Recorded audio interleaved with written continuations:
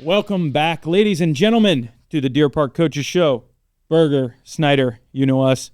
Week 1 in the books, Tucker, and it ends in a 41-32 victory for the Deer Park Wildcats. It wasn't perfect. Plenty to work on, but plenty to build on as well. Pretty good start to get you on the right side of the win-loss record in Week 1. I don't know who said it, but it's not how you start, it's how you finish. And I think we were a little too amped up when we came out. I mean, I think we did some uncharacteristic things, but once that first quarter kind of settled down, I thought we started playing our game. I think on all phases we did some good things, but also on all phases I think we have some areas to improve on. But I had 2 or 3 people come up to me after the game and just tell me, after the game and seeing what we did, that's a game we probably would have lost last year.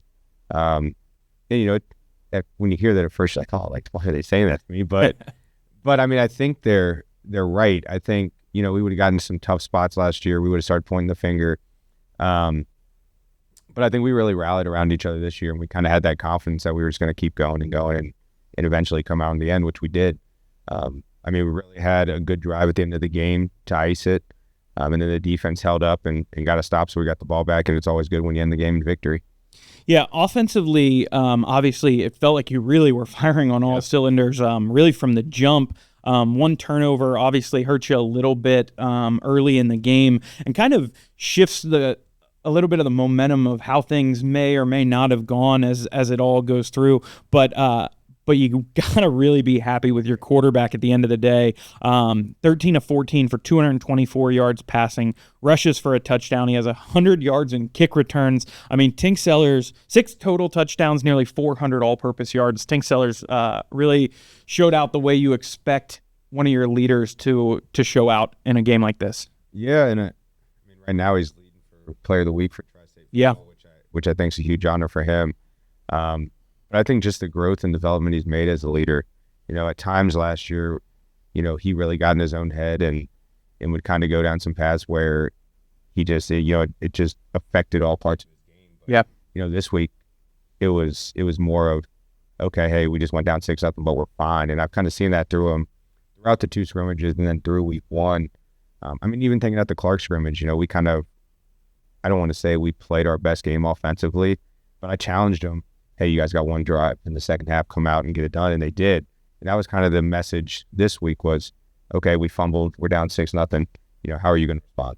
And I think he kind of rallied the guys around him and really took it by the horns and led the offense. And obviously when we're on, I guess we can do some good things.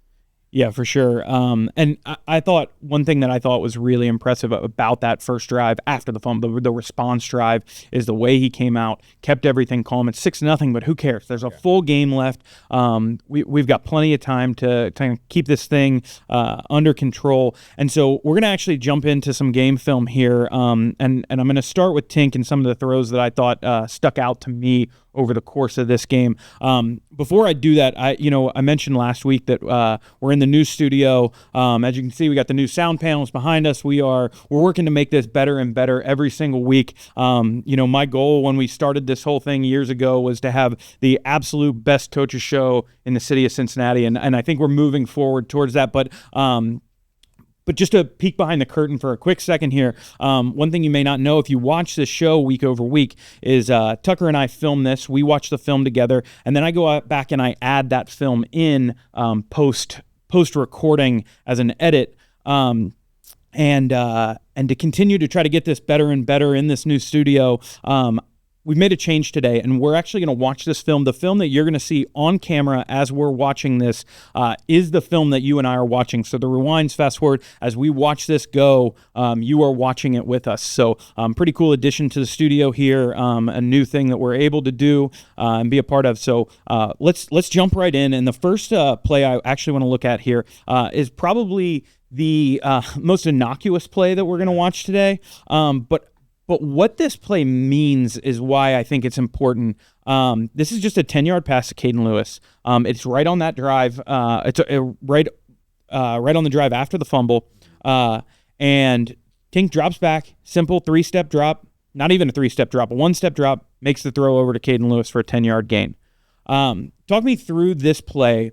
What a 5-yard hitch isn't something we typically run, or have run in the past. We just don't have that in our offense, especially out of the gun.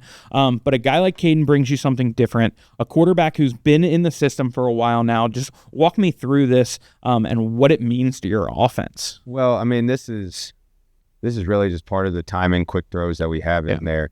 I mean, Tink's almost automatic when he throws the hitches. I mean, over the summer, we went out there and put a towel around his eyes, and I think so he just has a really good feel for it. And I think we have a lot of athletes this year that we can just get the ball to, and they can make plays. I mean, Caden catches that and carries a kid, for about 4 yards. So it's more than just one or two guys on our offense that can make plays. And I think the biggest thing after seeing this is, I talked to some of the guys on Saturday at the JV game, and, we were just talking back and forth, and it was like, yeah, I know we didn't really throw the ball a whole lot and all that. And all the guys were fine with it. Yeah. I think that's the biggest thing is like, oh, yeah, we didn't have to.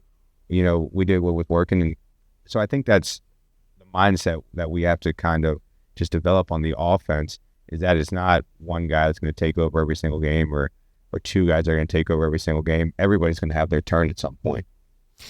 And I think that's the biggest thing is we have the ability to throw the ball. We don't have to throw the ball, but it's just putting Tink in comfortable situations and letting him find all the playmakers we have. Well, and just getting those things on film this early in the year is obviously a great thing, something you want to make sure people see that Caden's sitting out there wide and he's got a chance to do some different things. Like you said, he carries 4 guys down the field with him. Numbers wise, he doesn't pop off the page on Friday night, but a lot of the different things he does is a really nice piece to have in your arsenal for sure. I mean, he's someone that people are going to worry about. He's an athletic, tall kid out there who looks the part. Yeah. I mean, as we go through and he gets more and more and more film on him, and they're going to realize how dangerous of a weapon he can be for us. Yeah. I got a lot of high hope for Caden moving forward. For sure. All right, we're going to jump into another gigantic weapon, and we're going to talk a lot about this kid here over the next few minutes right now. But we're going to start with this one because this one's actually more about Tink for me. This throw is going to go to Morgan Brown. It's a wheel route. It's a wheel route. We could look at about 4 of them in this game. From a completion percentage, you kind of kept going back to the well on this one, but this is the first one that really went well. Talk me through the wheel and what this play looks like for you guys. So when we motioned, we knew that outside guy was going to step up just to honor that triple because we do run it so much.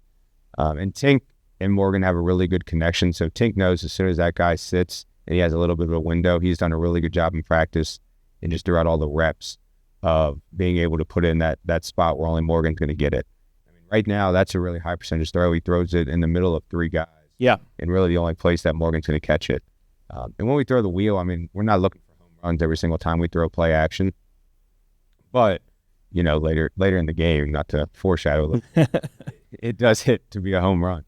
But, I mean, no, those guys, their timing is incredible. It's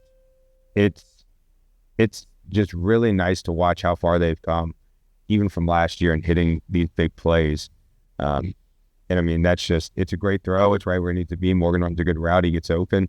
He does a good job of catching the ball and hanging on and getting the first down for us. It's interesting that you say it as it's not always a home run for us either because this is almost kind of your mid-range passing game, right? You're kind of 10 to 15 when you need, you need a bigger play. You're not necessarily, there were times in Deer Park's history when it was, 3rd and 16, 3rd and 12, even 3rd and 8, honestly, and there just wasn't a play in the playbook for what we needed to do. So, this play works out really nicely as that kind of option, but also, and we're going to look at it right now, the touchdown in the second quarter here from Tink to Morgan as well. Yeah. So, I mean, I knew we had it still. And to be honest with you, I think this might be one of the best throws Tink's ever made. Without a doubt. I mean, that's perfect spot over the safety and over the corner in front of the safety. And I mean, if you hit Morgan in stride and one guy misses, it's going to be a track meet, and I'll take him 10 times out of 10 with anybody. I mean, that just adds so much more to our offense, because once teams start biting on the play fake, and Morgan and Caden and Cooper and Titus and CJ are all running down the field. Yep. I mean, then what are you going to do? Are you going to pull back and let Taj run, or are you going to pull up and let us take the vertical passing? This one I like right here, in this moment, and this is something we can do now with the new look at this. Okay, he's holding onto the ball right here. You can see Morgan at about the 38-yard line. He's not open, right, in the moment, but Tink is letting go of that ball, trusting. Oh, excuse me, Morgan's at the 42-yard line. Again, not open. He's trusting he's going to get to that spot, and when that ball lands and he makes that catch right about the 30 or the 29. That window is only about 3-4 yards. High school quarterback making that throw, you get to the NFL, yeah, all those guys can make that throw. But in high school, that's not how that goes all the time. And to put that on the numbers, put it right where it needs to be, and like you said, hit him in stride so that he can make. I mean, he's going to make one guy miss on every play. And when the last one is the only one he has to make miss, guess what? We walk into the end zone. I think that's confidence on both their ends. I mean, Tink's really confident throwing the football. He knows where he wants it to go. He knows the spots, and he can hit almost every single spot. And I mean, he trusts Morgan. He's confident in Morgan, and Morgan's confident he's going to catch the ball and make the play. So I mean, when you have two guys that are that confident in their abilities and can back it up, yeah, I mean, it's real scary. We're going to jump backwards now, because we're going to talk about Morgan and just the game that he put together. 11 catches, 212 yards, 5 touchdowns. Those we talked about this before we started. The jet sweep game that you guys have, those end up going down as passes, but that's really an extension of the run game that you all play. And his ability to take the ball in space and get to the edge, make the first guy miss. The things that he can do are just absolutely incredible. So we're going to start with a play in the first quarter. Yeah, go ahead. I know the kids watch the show. Yeah, and I got to shout out the offensive line. Without a doubt. I talked to them all before. Those guys worked their butts off on Friday. I mean, pass protection, our option game, the jet game. I mean, those guys were working, and almost all those guys are playing defense too. Yeah. So, I mean, I don't think Andre came out of the game. I don't think Corey Waters came out of the game. Jesse and Mike both played defense at times. I mean, Robert was playing a little banged up. I mean, it's incredible that we had the same 5 offensive linemen. Yeah. Every single play, and they just worked and worked and worked. And I mean, from last year to the start of the summer to now, I mean, those guys have done just an incredible job growing. And I mean, they are all there every single day and grinding during practice. I mean, Coach Zilch is working his butt off with those guys and making sure they're in the right spots, taking the right steps. And I think you're starting to see how much that's paying off, not just as a whole, but even for these guys that are making plays, because and they've never seen holes like these in the past. Yeah, they've been here, and they haven't had the edges that were set. I mean, Titus on the edges blocking both. I thought our receivers did a great job. Yeah, I mean, there was one time I looked up when Cooper took a dude over on the track. I mean, so our guys are starting to buy into a little bit of that edge that we're trying to build, and I think they're starting to play a whole lot harder, and they're blocking a lot harder, and they're taking pride in blocking, which I think is just huge for us as a whole. No doubt about it. And I think you're going to be able to see that on these couple of plays that we're going to look at here. So we're going to start, like I said, this is early in the game, first drive, I think. And this is a 23-yard catch. I'm going to call it a catch, but that's not really what it is. It's a 23-yard jet sweep. Like you said, there's a pancake on the edge, blocks on the edge, guys on the ground, and then Morgan kind of just does the rest from there. But this play, just to belabor your point for a half a second here, is as much offensive line as it is anything else, and receivers, downfield blocking. I mean, you can see, I think that's Caden at the top. Yeah. I mean, he's burying the kids, and he's having fun doing it. Yeah. But that's the thing. I mean, if you give Morgan an inch, he's going to take it. Yep. And I think, I mean, the runs that he had later in the game, his balance is insane. It's incredible. I mean, there's times he can hit on the hip and bump, and he's staying up, and I mean, I think his first touchdown run, he got hit on about the 15 and stumbled on one leg in the end zone. So it's just, the things he can do are incredible.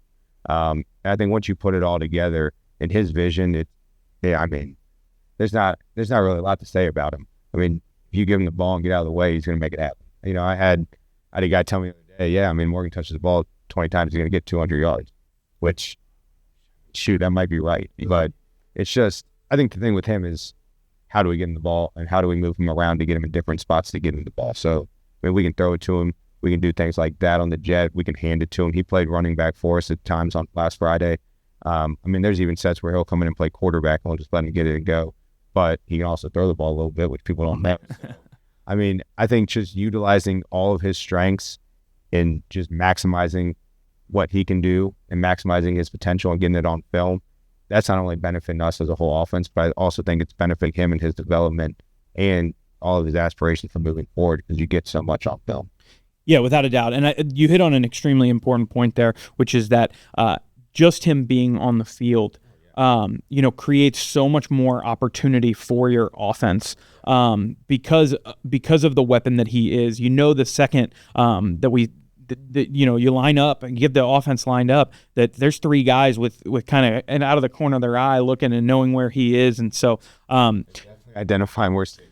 Yeah, we're gonna jump into the third quarter now for this play. He's gonna score a touchdown on here on just a little swing pass. Again, this play shows me a couple of things. The first one is vision, the second one is balance, and the third one is nose for the end zone. And there's something to be said about that too. Oh yeah, all night we were sitting in the same set, and it was just we were going to it from the opposite side. So we just thought, okay, hey, if we're going to go that way, why can't we just run a bubble and throw it out there and toss it to him? And it worked. I mean, we got, I'll say decent blocks. We missed that guy up top, but we got decent blocks at the edge. But I mean, Morgan does a good job of, he knows, he catches it, he's numbers to the sideline, and then he's getting vertical. And I mean, he gets real skinny, puts a guy kind of on skates right there and freezes him. And if you freeze, he's going to run by it.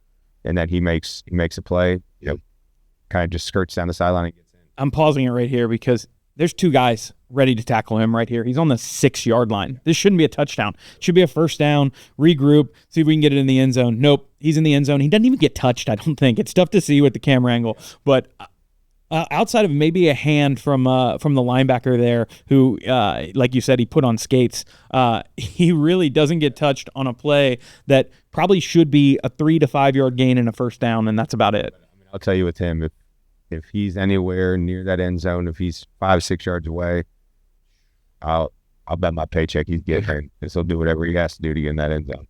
Yeah, no doubt about it. So we're going to jump into another third quarter play here. This one's not a touchdown, just a 26-yard run, but the blocking on this play is really, really good.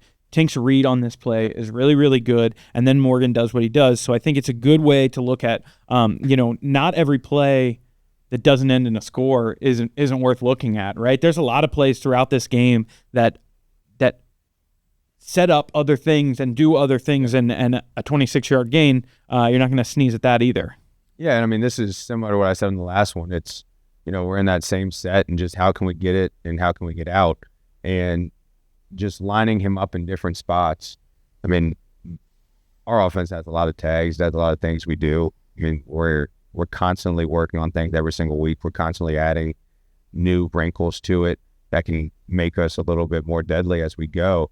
And this is just one of them. I mean, we didn't run a whole lot of this kind of option on Friday because we didn't have to, but it's just another added element just to get the ball out and go. I mean, Tink's reading it. The guy steps at him, and he knows as soon as that guy steps to him and he gets it out, that edge is ours. And Morgan does a good job of getting to the edge. He gets to the numbers again, and, once he gets to that numbers, I mean, he's got a two-way go. He's either going down the sideline or he's going back in and making plays. But I think we do a good job of kind of setting that edge and at least getting hands on bodies out there just enough to get free down the sideline. And then just that balance you're talking about on this sideline here, once he gets to the 35-yard line, just tiptoeing up the side. That is an absolute skill, an overlooked skill. You don't see it if you're not really paying attention, and just pretty impressive from that kid right there. I mean, just watching him play, through the scrimmages, it was kind of spread around. And then you get into that Friday, and it's like, all right, we're in a close game. We got to go to what's working. We got to go what we got to do to win. And then, he's getting the ball, he's getting all these touches, and, I forgot. I was like, dang, this is how he looks out there. I mean, so it was nice to kind of be back in that full Friday game mode, watching those guys work, because, I mean, you kind of forget how good they are and some of the things they can do when you're away from it for so long. For sure. Stick to the third quarter here. We're going to look at his last touchdown run. I picked this one out specifically. Again, it's only a 7-yard touchdown run. But this play I picked out specifically for a couple of reasons. One, because you actually hand the ball off here. This one does go down as a pass, still as a jet, doesn't it? But two, when you give him this much room, when you're on that left hash running to the right side and you give him this much room, he's going to get 7 yards just by moving.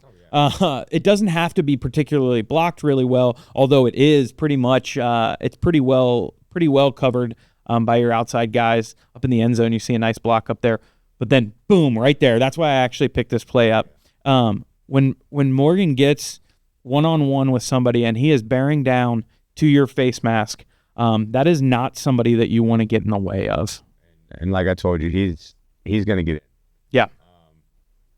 I talk to him a lot, and one thing I can tell you is he loves scoring. So, I mean, if he's anywhere close to that end zone, he is 100% going to make sure he gets in. We do a good job. I mean, there are some things we probably could do better on the edge. Just working on sealing and getting our butt to that sideline just to make sure none of those guys leak through. Yeah. But that chip there is okay. I mean, he gets hands on him. Yep. Slows him down.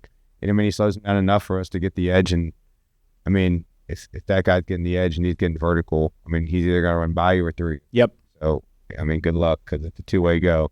If we're that close, I know he's going through you. But that, I mean, just heck of an effort. And I mean, there's not enough I can say. I mean, that's just stuff you can't coach, just that effort. He does a really good job of just finishing plays for us. For sure. Absolutely. The ground game for you guys, I think, is worth talking about as well. You end up with 181 yards rushing. You're led by Sellers and Brown, obviously, but there's another guy I want to talk about. I think so. And I think we're just going to see, as this year goes on, this kid get better and better and better. And that's Taj Ingram.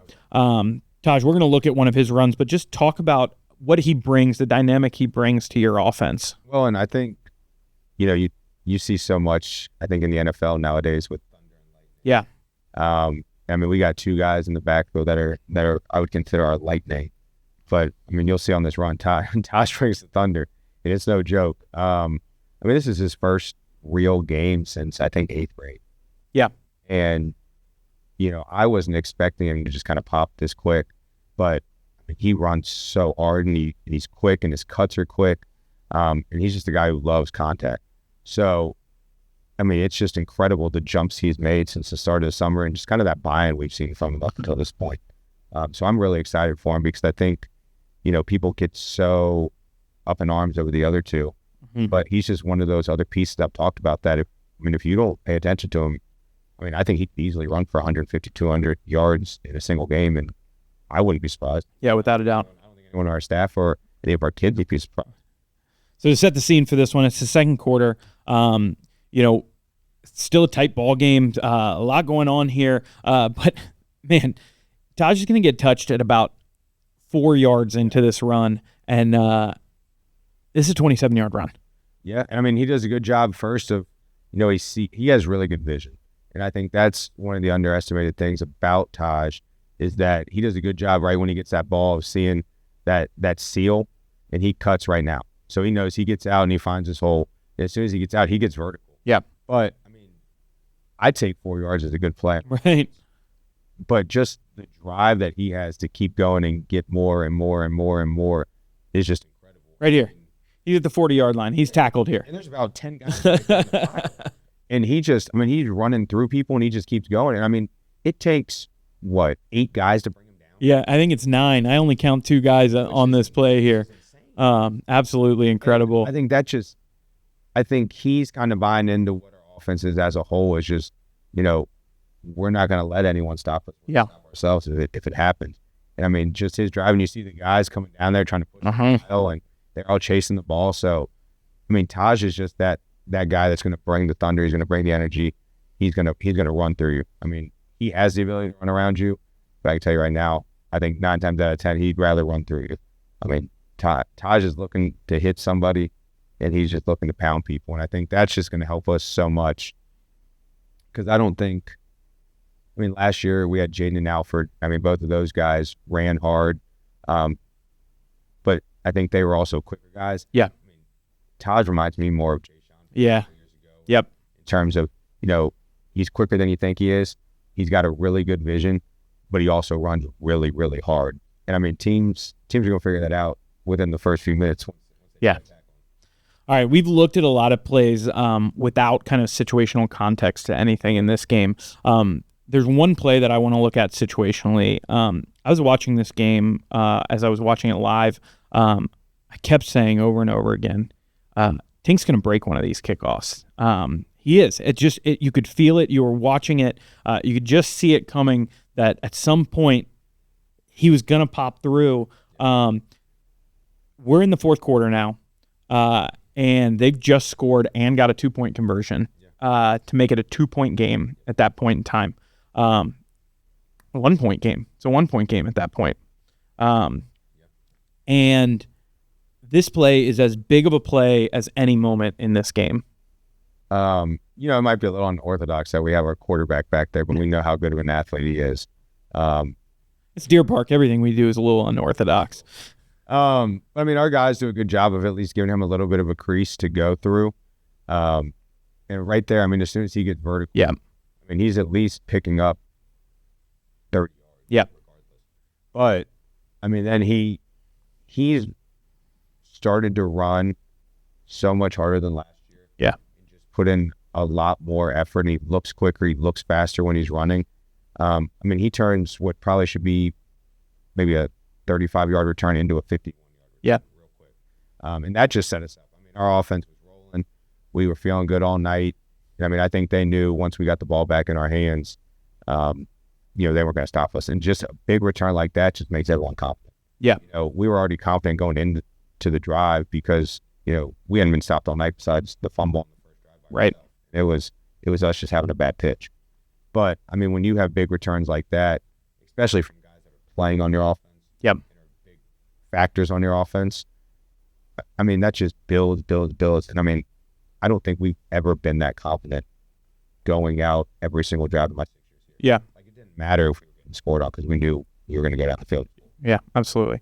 I'm going to shift this to the defense here because you and I were talking before, and you look at the box score, you look at the scoreboard, 31 points is a lot of points, but there was that fumble early in the game. Special teams gives up a big return. And so, I think there's more to it for the defense. Nick Montgomery leads the way for you with 12 tackles.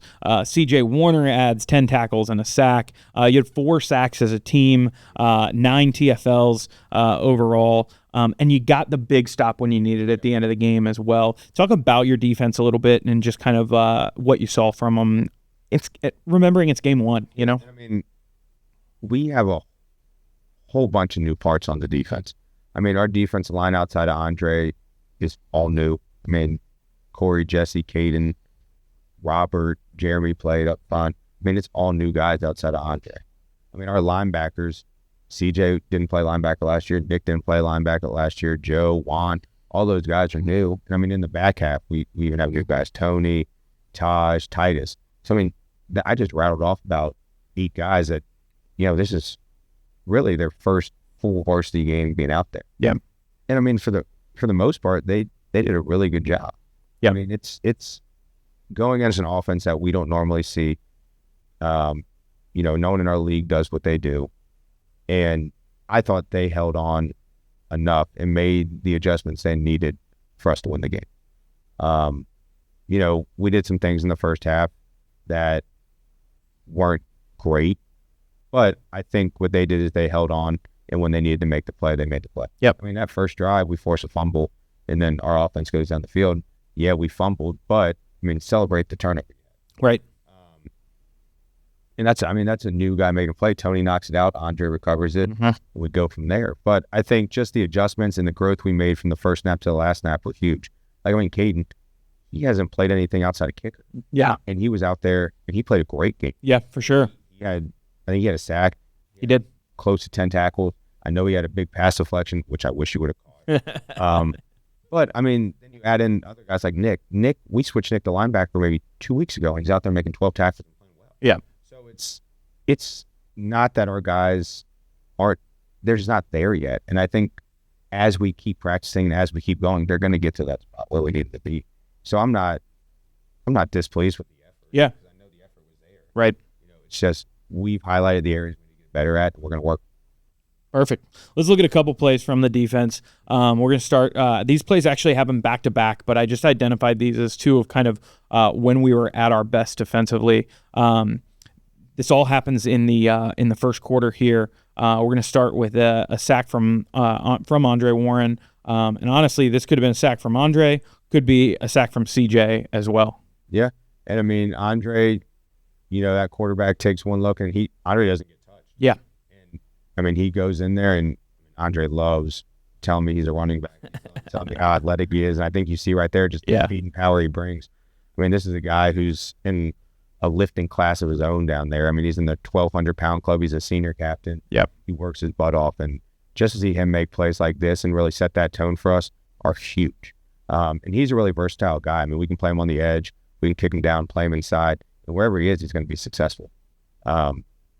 He's really taking the coaching he's getting and just putting it into the game and really just taking off. I mean, he's a kid who wants to play at the next level, has interest from colleges that play at the next level, and I think he's going to be able to do it. And it's just one because he works so hard. Yep. But also his ability is insane. I mean, he's got all the size, he's got the power, he's got the skill, and he's just someone that you just love to coach because he brings it every single day.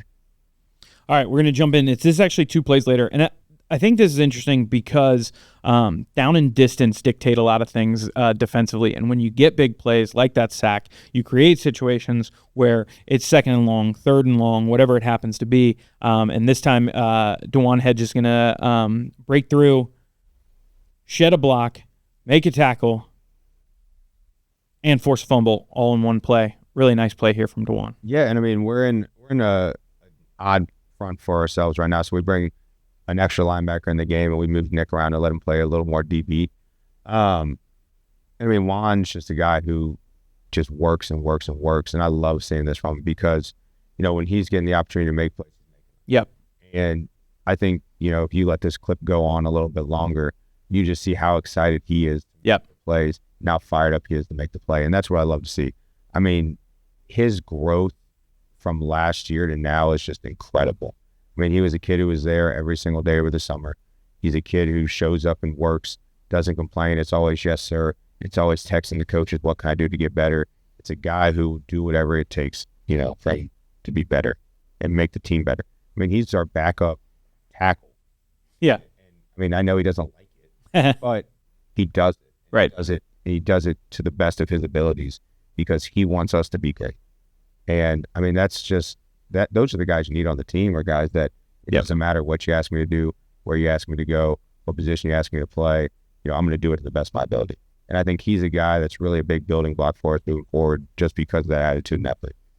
I mean, I can't say enough about Juan. I'm really proud of the growth he's made. And I mean, I think he's only going to get better from here. All right, we're going to wrap things up here in just a second, but as you know, we got to get back to our new segment on the show, our Deer Park High School Student Athletes of the Week. We got to honor some kids who just had great weeks last week. Want to talk about them, give them their shine. So we're going to start with girls soccer, who had another big win last night, I believe. 2 nights ago, I guess it was now. But their nominee for the Student Athlete of the Week is freshman Kelsey Woodward. Kelsey just scored her first varsity goal last week, and the coaches over there said she makes a remarkable impact on the varsity team, showcasing her talent, determination, and composure beyond her years, quickly becoming a key contributor to a soccer team that has looked really strong coming out to the start of this year. Some great moments for them as well. Wow, big game tonight. That's right. They got Reading at home. Yes. Boys soccer, Josh Royce is our student athlete of the week for boys soccer. Scored off a corner kick last week, and coach said huge team leader for that squad. Cross country, we've got Kellen Murphy. Kellen has progressed so much since starting cross country as a 7th grade student.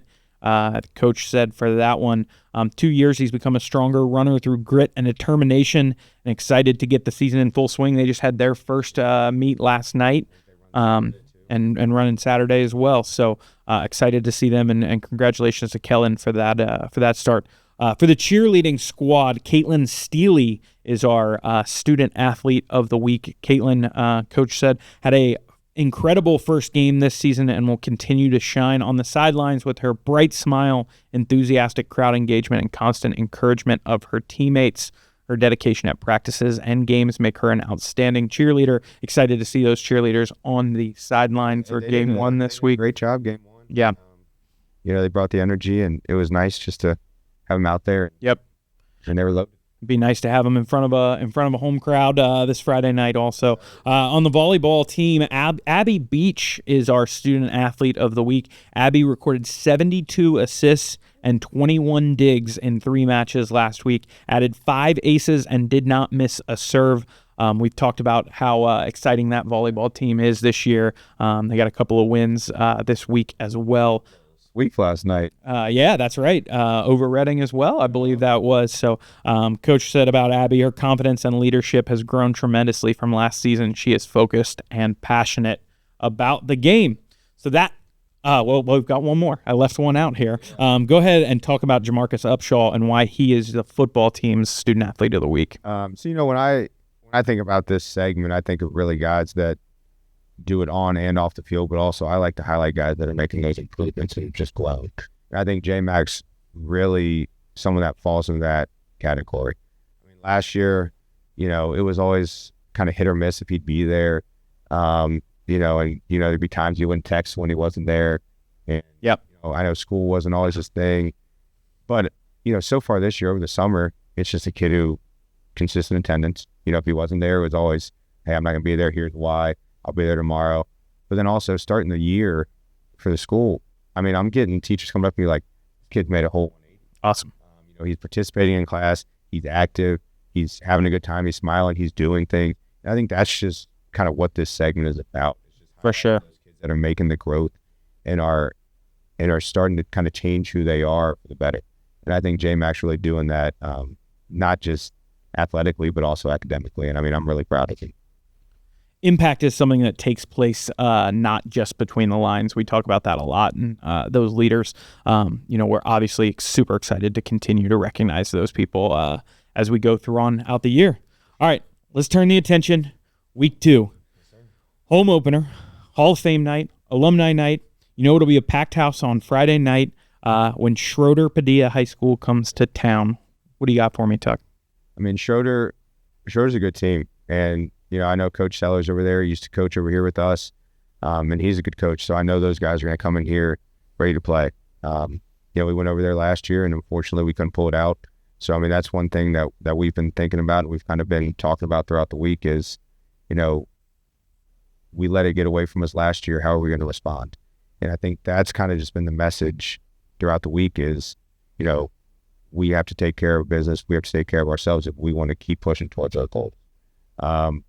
We're going to have to play well. They got some good athletes. Their quarterback's a really good player. Up front, they're physical. So, I mean, it's not going to be easy. I mean, I told you last week it wasn't going to be easy. Yep. So, I mean, just getting these games on the schedule against teams that we know are going to be good and are going to play us tight, I think that's what it's about. And it's going to get us ready for when we get to the CHL with playing teams like, the Madeiras, the Marymount, the Taylors. So, I mean, we just got to get ready. And I think this is a good one to open up with at home. It's going to be one that, I need people there. Yeah. We need the stands filled. I've been trying to recruit Army throughout the hallways, just telling people, come on, shoot, I'll buy tickets. I don't want to pack stands. I want to sell it out. Yeah. But that's the thing. I mean, there's nothing like a home opener. Yep. I mean, we're going to be out there. We're going to be getting after it. The boys are fired up.